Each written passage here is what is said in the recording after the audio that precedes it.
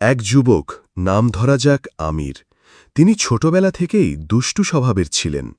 নামাজ, কোরআন, রোজা এসব তার জীবনে ছিল না। পাড়া মহল্লার লোকেরা তার আচরণে বিরক্ত। মায়ের চোখের পানি আর বাবার রাগ যেন প্রতিদিনের চিত্র।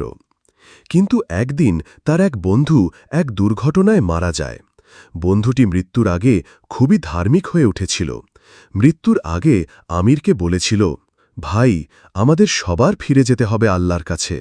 এখনো সময় আছে, তাওবা করে নাও। এই কথাগুলো যেন আমিরের মনে গেঁথে যায়। এক রাতে আমির স্বপ্নে দেখেন তার বন্ধু একটি আলোয় ঘেরা জায়গায় দাঁড়িয়ে আছে, কিন্তু আমির নিজে অন্ধকারে আটকে আছেন। বন্ধু বলছে, আমাকে আলো দিয়েছে আমার নামাজ, আমার তাওবা, তুই এখনও পিছিয়ে আছিস। আমির ভীত হয়ে উঠে বসেন, তার চোখে পানি। তিনি জীবনে প্রথমবার নামাজ পড়েন, ফজরের সময়। এরপর ধীরে ধীরে আমির বদলে যেতে থাকেন।